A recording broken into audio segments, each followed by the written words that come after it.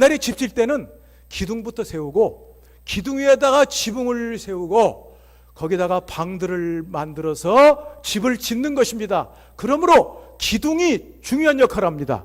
옛날 집에서 기둥을 빼버리면 집이 무너져 버리고 맙니다. 그러므로 기둥은 집을 세우기도 하고 무너지기도 하는 중요한 요소입니다. 마찬가지로 우리 교회에 기둥같이 중요한 요소가 있습니다.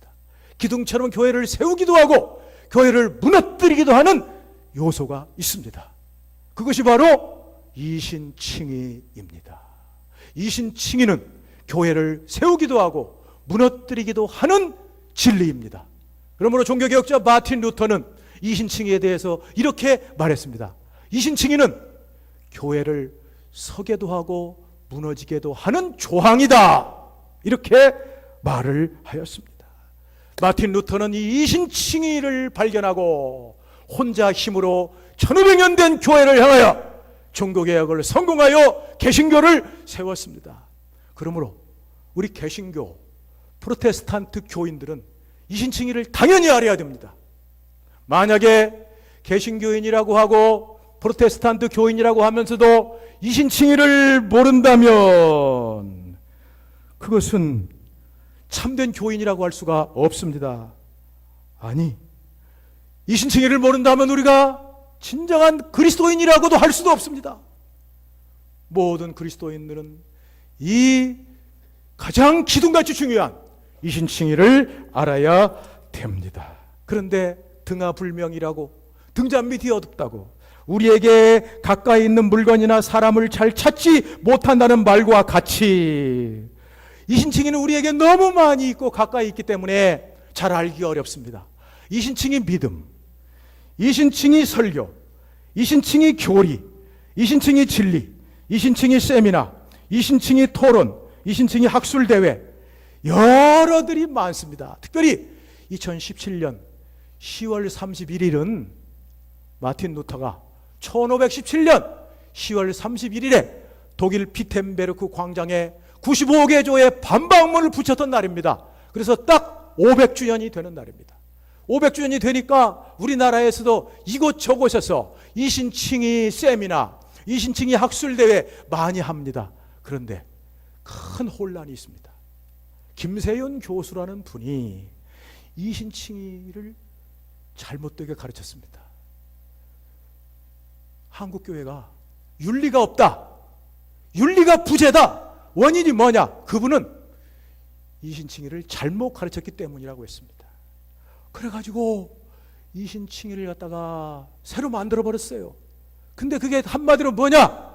유보적 이신칭의다. 예수 믿고 구원받으면 다 천국에 들어가는데 유보되었다. 그게 다 들어가게 하니까 함부로 막 살고 윤리가 도덕이 없으니까 유보했다. 그래 여기에 대해서 반대해가지고 막 벌떼같이 일어나가지고 그 잘못됐다, 유보적 이신칭이 잘못됐다. 또 이쪽 저쪽에 세미나가 많이 벌어졌습니다. 그래야요 중간에 있는 사람들이 양쪽 사람들을 전부 불러다가 김세윤 교수 반대하는 사람 불러다가 함께 또 세미나도 했습니다. 저도 여기 장로님들 아시는 분은 아시겠지만은 올해 2월 달에 이신칭이 이 세미나를 과천에서 제가 회장되어서 개혁신학 회장되어서 했습니다. 그래서 문자들 다 보냈는데 노회 목사님 장로님들에게도 제목이 뭐냐? 세미나 제목이 칭의론 논쟁의 종결. 이제 끝내자. 더 이상 싸우지 말고 끝내자. 칭의론 논쟁의 종결. 이렇게 해가지고 해서 2월 달에 세미나를 한 일도 있습니다. 어찌하든지 이렇게 이신칭의가 계속 붐을 이루고 있습니다. 더구나 지난 9월 21일 날 고신총회가 천안에 있는 고려신학대학원 강당에서 모였습니다. 여기에 이신칭의에 대한 청원권이 있었습니다. 남부산도 회장 권종호 목사와 서부산도 회장 안영호 목사가 청원했습니다. 이 청원은 뭐냐? 이신칭의에 대한 먼저 고려신학대학 교수들의 신학사상을 밝혀주시오. 또 이신칭의에 대한 고신 측 총회 입장을 밝혀주시오. 그래서 내가 가만히 이렇게 보니까 문제가 많더라고. 그 얘기 나오는 것들 보니까 우리 고신 교수들이 이신칭에 대한 신학사상에 문제가 많다. 신학사상에 대한 의구심을 떨쳐버릴 수가 없다 하는 얘기들이 많이 나오는 것을 봐. 어쨌든 이신칭의에 대해서 이렇게 여기저기 많이 있지만은 진짜 이신칭의가 뭡니까? 묻는다면 예, 이신칭의는 이것입니다 라고 답변을 하는 사람이 적습니다.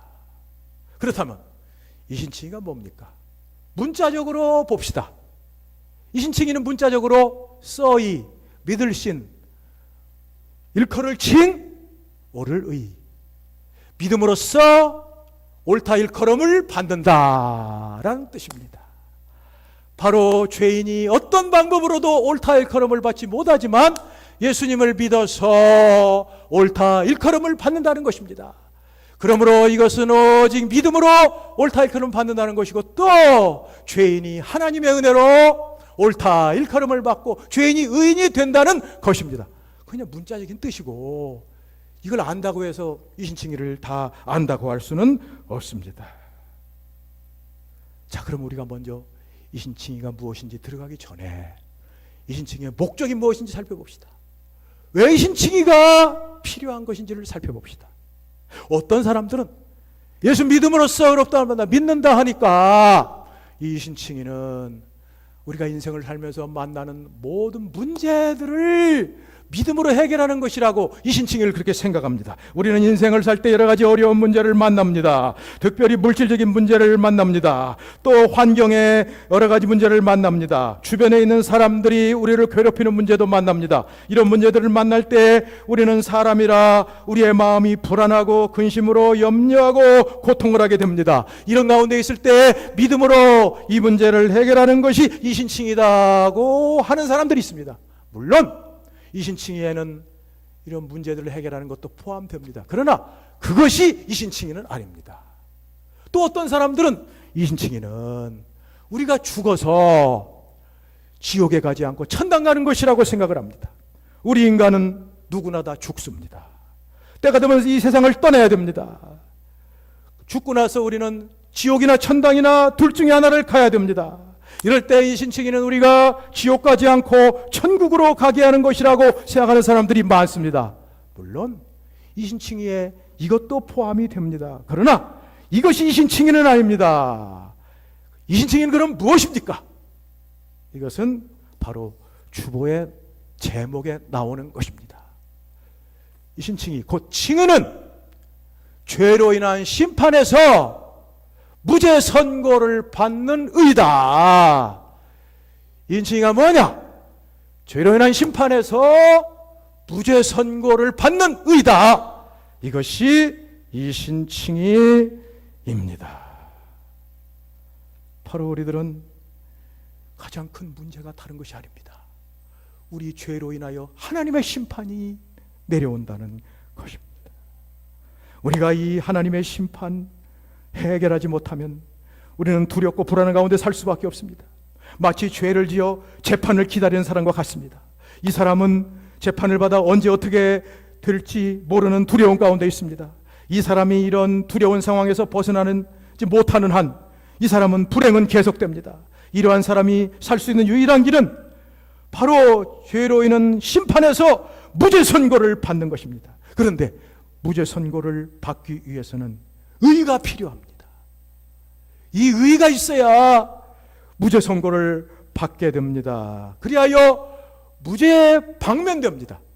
네, 법률적인 용어를 오늘 많이 쓸 텐데 선고와 방면이 뭐가 다르냐? 선고는 재판장이 유죄나 무죄나 이렇게 선고 판결하는 것입니다. 방면은 뭐냐? 무죄 선고를 받고 석방되는 거 말합니다. 이것이 방면이라는 뜻입니다. 이게 방면이 더 강한 말입니다. 바로 이렇게 무죄 방면 석방되려면은 우리에게 의가 있어야 되는 것입니다. 그런데 바로 그 의가 우리에게 주어졌다는 것입니다. 믿음으로 그 의가 우리의 의가 되었다는 것입니다. 그래서 우리들의 죄로 인한 심판에서 무죄 선고를 받게 되었어. 그러므로 칭의는 뭐냐? 죄로 인한 심판에서 무죄 선고를 받게 하는 의다, 받는 의다, 이것이. 자, 그러면 제가 이제 쉽게 저 구약에 나오는 그 말씀을 하나 드리면서 신약에 나온 말씀을 드려서 완전히 칭의가 무엇인지를, 칭의는 죄로 인한 심판에서 무죄 선고를 받는 의다는 것을 말씀드리겠습니다. 자, 구약의 스가랴 3장에 보면은 거기에 하나님의 법정에서 하나님의 재판이 벌어집니다. 하나님께서 재판장이 되셔서 재판장 자리에 앉아 계십니다. 그리고 왼쪽에 천사들이 있습니다. 오른쪽에 사탄이가 있습니다. 이런 가운데서 이 앞에 죄수가 하나 있습니다. 죄인으로 심판받는 사람이 있습니다. 그 사람이 누구냐? 당시 이스라엘의 대제사장 여호수아입니다. 이스라엘 대제사장 여호수아가 더러운 옷을 입고 그 앞에 심판을 받습니다. 대제사장 여호수아가 심판받는 것은 이스라엘 백성이 심판받는 것입니다. 왜? 대제사장은 이스라엘 백성들의 대표니까. 그 대제사장이 여기서 왜 더러운 옷을 입었느냐? 이스라엘 백성이 죄악을 저질렀어요. 무서운 죄악들을 다 저질러서 이스라엘 사람이 죄인이 되었기 때문에 대제사장 여호수아가 더러운 옷을 입고 그 앞에 섰습니다.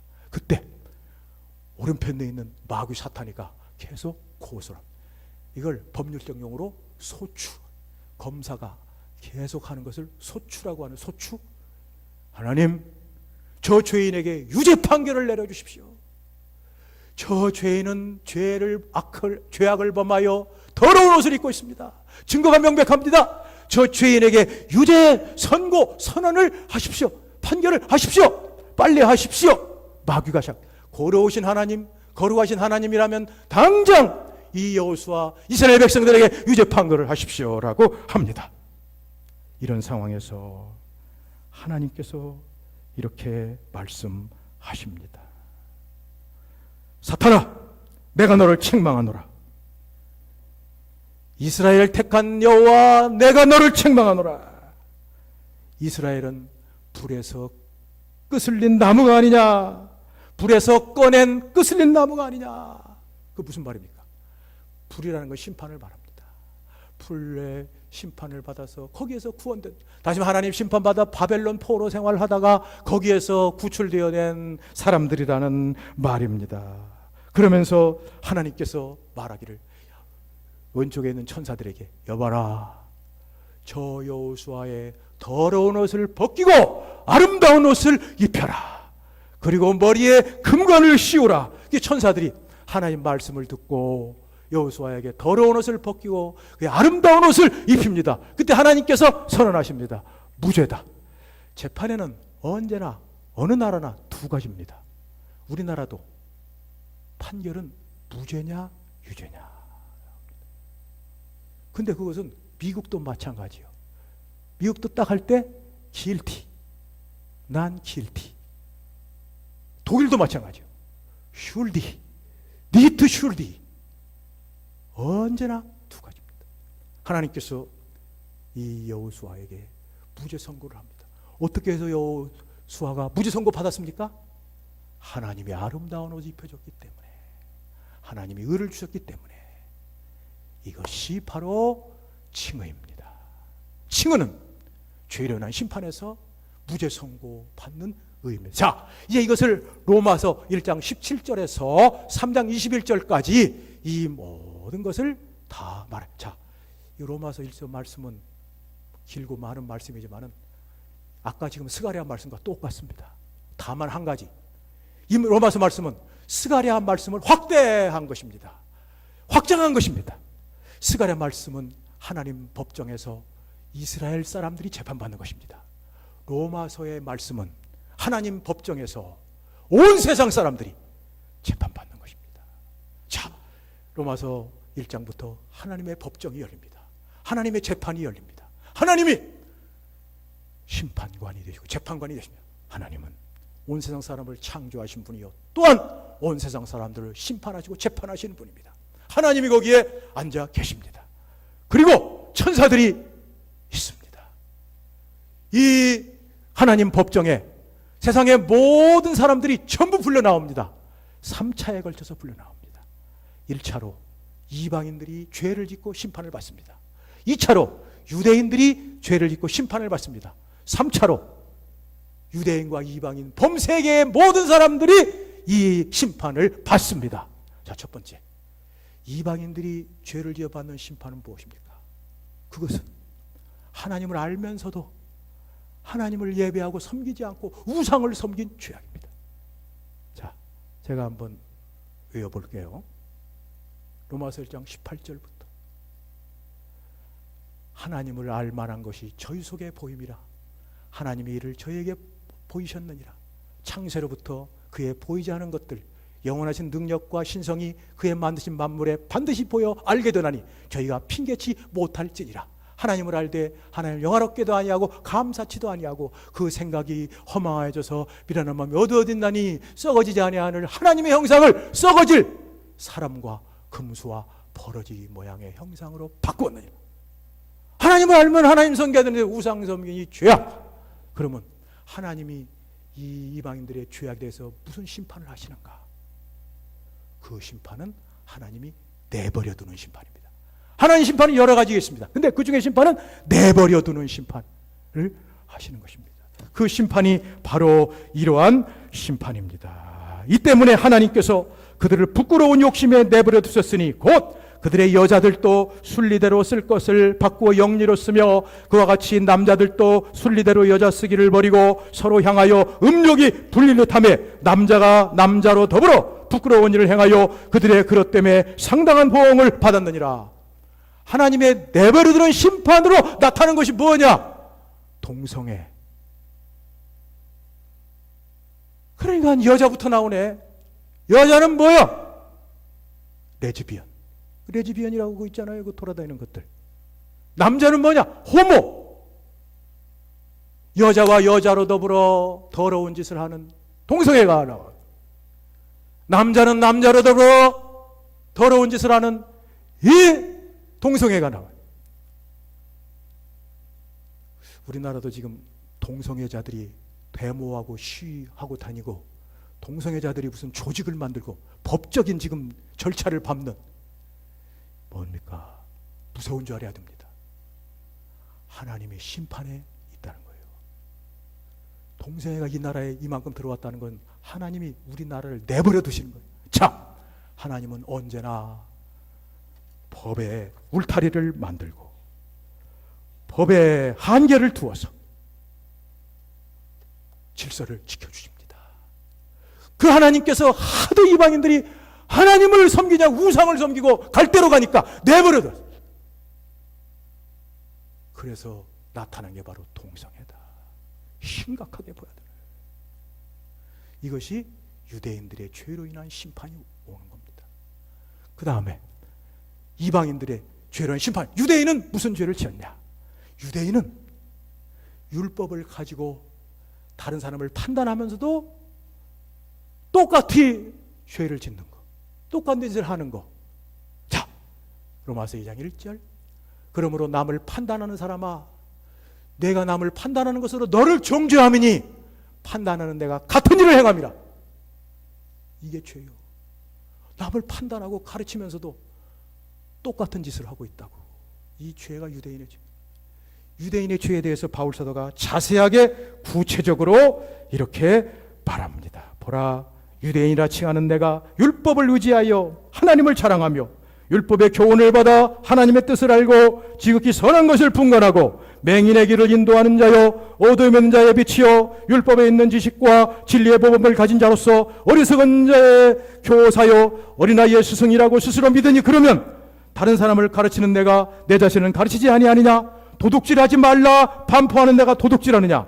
간음하지 말라 하는 내가 간음하느냐? 우상을 가증히 여기는 내가 신전 물건을 도둑질하느냐? 율법을 자랑하는 내가 율법을 범함으로 하나님을 욕되게 하느냐? 기록된 바 하나님의 이름이 너희 때문에 이방 중에서 모독을 받는도다. 유대인 이 사람들은 하나님 율법 가지고 야, 살인하지 마라, 간음하지 말라, 도둑질하지 말라 해놓고 지들이 다 살인하고 있고 간음하고 있고 도둑질하고 있는 이 죄를 범하고 있습니다. 이것이 유대인의 죄요. 유대인의 이 죄에 대해서 하나님의 심판이 뭐냐? 그 심판은 뺏어버리는 거예요. 특권을 다 뺏어버리는 거예요. 엘리 제사장 때 심판 나타났죠. 엘리 제사장 악한 제사장, 하나님이 그렇게 경고했는데도 하나님 말씀 안 듣고 자식들이 성전에서 고기 훔쳐먹고 여자들하고 간음을 하는 이것들도 그냥 내버려두고 그러다가 완전히 다 뺏겼습니다. 나라도 다 뺏기고 법궤까지 다 뺏겼어요. 그래, 엘리 제사장 며느리가 딱 한마디로 이걸 표현했어요. 이가 보시다. 하나님의 영광이 떠났다. 다 빼앗겼어요. 자, 이스라엘 사람이 자랑하는 거 다 뺏겼습니다. 유대인들이 자랑하는 거 뭡니까? 첫째, 할례. 두 번째, 하나님 백성의 특권. 유대인이란 하나님 백성의 특권 다 뺏겼어요. 바울이 말합니다.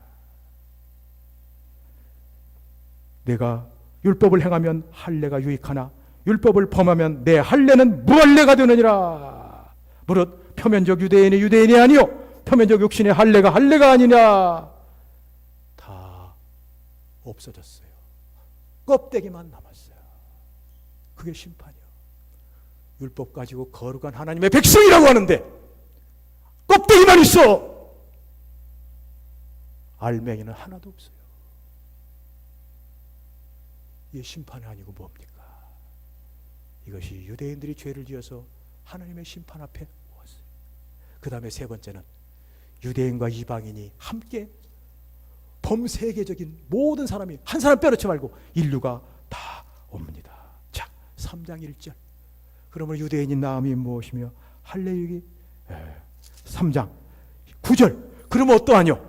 우리는 나으냐? 결코 아니라 유대인이나 헬라인이나 다 죄 아래 있다고 우리가 선언하였느니라. 그러면 이 사람들이 온 세계적으로 가지고 있는 죄는 어떤 죄냐? 이 죄는 악한 마음의 본성으로 모든 죄를 다 짓는 것을 말합니다. 죄악된 본성으로 모든 죄를 다 짓는 것. 자, 바울이 말합니다. 의인은 없나니 하나도 없으며 깨닫는 자도 없고 하나님을 찾는 자도 없고 다 치우쳐 무익하게 되고 선을 행하는 자는 아무도 없도다. 그들의 목구멍은 열린 무덤이요 그 혀로는 속임을 베풀며 입술에는 독사의 독이 있고 입에는 저주와 악독이 가득한지라. 그 발은 피 흘리는 데 빠른지라. 밤을 고생이 그리 있고 평강이라 알지 못하였고 눈앞에 하나님을 두려워 없느니라. 온 세상의 모든 사람들이 다 이렇게 죄 가운데 빠져서 하나님의 심판대 앞에 있습니다. 그걸 말하는 게 뭐냐? 로마서 3장 19절. 율법이 말하는 바는 온 세상 사람들에게 말하는 것이니 이는 모든 입을 막고 모든 사람으로 하나님의 심판하게 있게 하려 함이라. 보세요. 모든 사람 전부가 하나님의 심판 앞에 있게 되는 것입니다. 그런데 하나님의 심판 앞에서 그들은 유죄 판결을 받느냐 무죄 판결을 받느냐? 유죄 판결을 받게 되어 있습니다. 그게 뭐냐? 3장 20절. 율법의 행위로는 그 앞에 의롭다함을 받을 육체가 없나니 율법으로는 죄를 깨달음이라. 여기 의롭다함 받지 못하는 건 뭐예요? 죄를 해결하지 못한다. 그냥 죄가 있다. 유죄다. 의롭다함을 받지 못한다. 그것이 온 세상 사람들이 다 하나님의 심판 앞에서 심판받게 된 모습입니다. 마치 저 스가랴 시대 대제사장 여호수아가 더러운 옷을 입고 하나님의 유죄 판결을 받을 수밖에 없는 상황과 똑같습니다. 그런데 하나님이 아름다운 옷을 입혀서 무죄 판결을 선언을 받을 수 있도록 하는 놀라운 일이 나타났습니다. 그게 뭐냐? 로마서 3장 21절.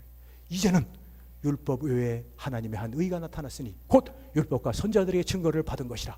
우리 주 예수 그리스도를 믿음으로 말미암아 모든 사람이 미치는 하나님의 은이 차별이 없느니라. 이 놀라운 역사는 다 죄로 인하여 하나님의 심판 앞에 죽게 된 사람들에게 하나님께서 하나님의 의를 주셔서 그 의로 말미암아 죄로 인한 심판에서 무죄 선고를 받게 하는 것. 그러므로 이 하나님의 의, 이것이 바로 칭의입니다.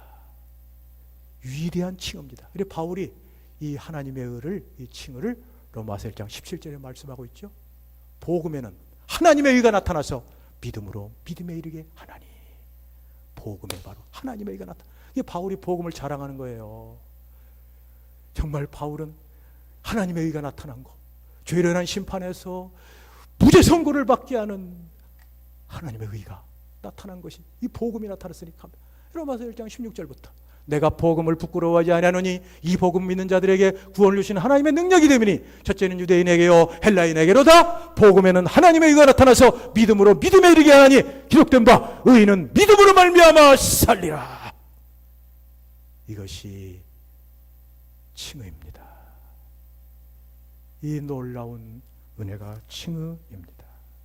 그러므로 이 놀라운 칭의는 한마디로 하나님의 심판대 앞에 사형 판결받아 죽게 된 사람이 거기에서 살아나는 것입니다.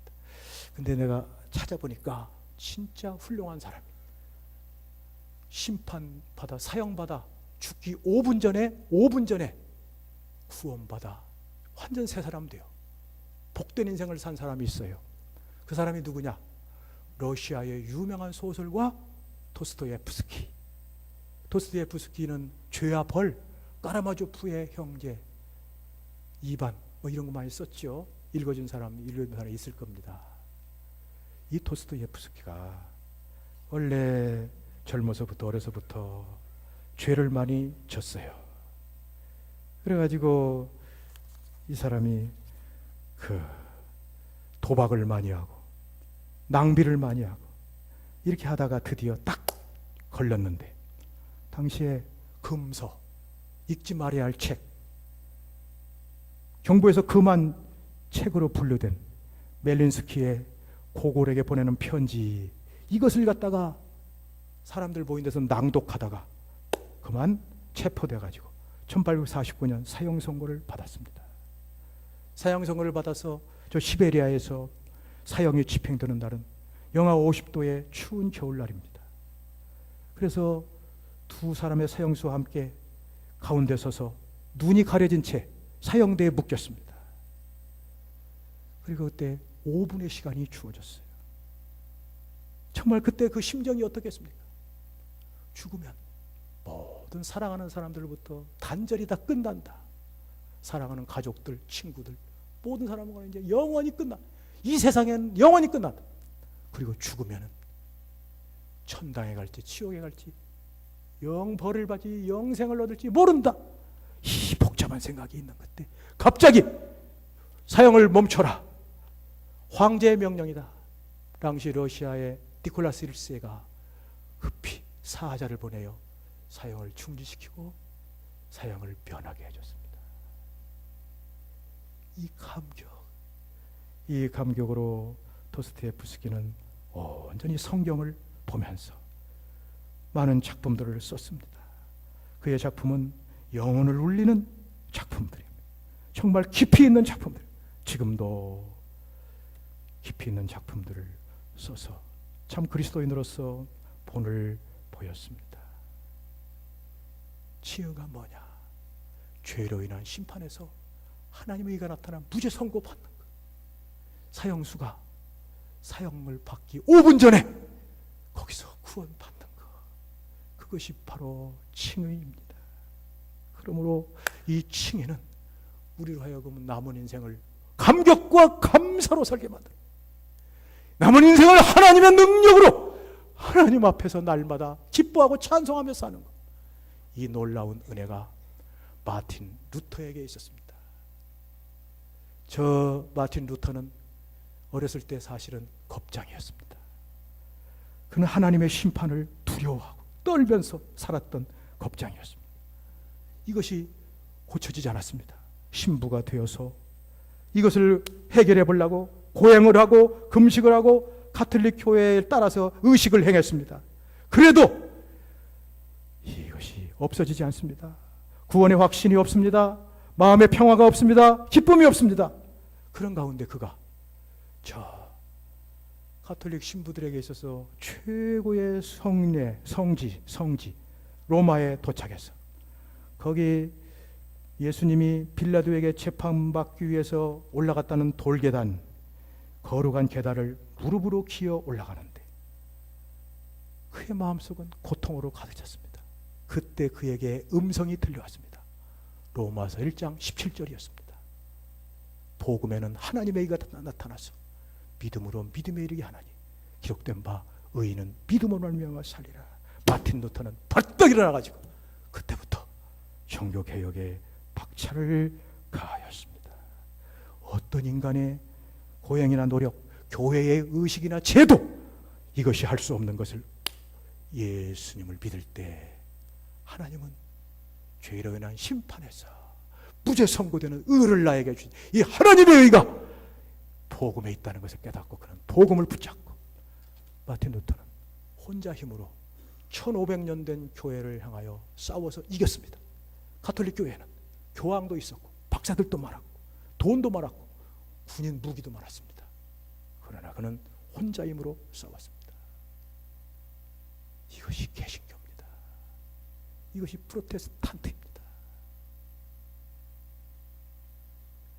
저는 오늘 10월 첫 주일을 맞이하여 산에 갔다 내려오면서 얼마나 내가 우리 교인들에게 대한 고마운 마음이 넘쳤는지 모릅니다. 정말 훌륭한 아름다운 교인들이구나. 사실 제가 가르치고 제가 목회하는 이 개혁 목회, 진짜 그 옛날 루터 칼빈이 가르치고 그대로 따라가는 이 목회, 오늘날 좋아하는 사람 없습니다. 오늘날에는 예수 믿어도 그냥 일반 종교같이 믿기를 다 원합니다. 와서 종교심이나 가지고 열심히 그저 하면서 그럭저럭 세상 재미 다 보고 할 것 다 하면서 하는 걸 원하지, 진짜 예수를 참 믿어서 구원의 확신 가지고 사형수가 5분 전에 사면받은 이 감격 가지고 남은 생에 주님 섬기자, 힘들어서 누가 하겠어요. 그러니 어디 가든지 정말 쉽지 않고, 가정에서부터 쉽지 않고, 친구들에게도 쉽지 않고, 이것저것 쉽지 않은 거지만 장로님들, 교인들이 그래도 이 목회를 받아주고 이 목회를 지지해 주어서, 야, 10월 첫 주에 섰구나. 10월 31일 시온의 영광이 빛나는 아침처럼, 종교개혁의 영광이 빛나는 이 아침에 내가 이 자리에 서서 이신칭의 설교를 시작해야 되니 감사합니다. 다음 주일 칭의는 하나님이 마련하신 것이다. 하나님이 준비하신 것이다. 이 설교를 통해서 계속적으로 이제 10월 30일을 향하여 간다. 이 감격, 기쁨 말로 다 할 수가 없습니다. 감사합니다. 사랑하는 성도 여러분, 그러나 잘하셨습니다. 여러분들은 좋은 선택하셨습니다. 기왕 믿으려면 제대로 믿고, 이왕 신앙생활 하려면 제대로 신앙생활해야 남는 것이 있습니다. 해병대 가위가 그런 말이 써있더라고. 어디든지 해병대 가면 써있더라고. 다 남들처럼 남이 하는 거 하려면 해병대에 오지 않았을 것이다. 남들이 하는 대로 하려면 해병대에 오지 않았을, 아니 일반 해병대, 일반 군인도 차별이 있어가지고 그렇게. 내가 옛날에 보면은 저 서울에서 대전까지 가는 기차에 보면은 그 군인들이 타고 있는데 해병대 한 명이 있고 육군이 50명이 있어요. 그 해병대 한 사람이 딱 서가지고 50명이 50명이 앉아. 이야, 대단하다. 이게 믿음입니다.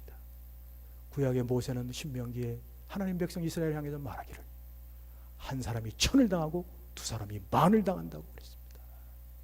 이 능력, 이 은혜, 마틴 루터에게 주셨던 성령을 여러분들에게 주셔서 참 지금까지도 여러분들의 사업과 학교와 모든 분야에서 능력 있게 개신교인 프로테스탄트로서, 그리스도인으로서 승리해 왔지만 이 은혜 사모합시다.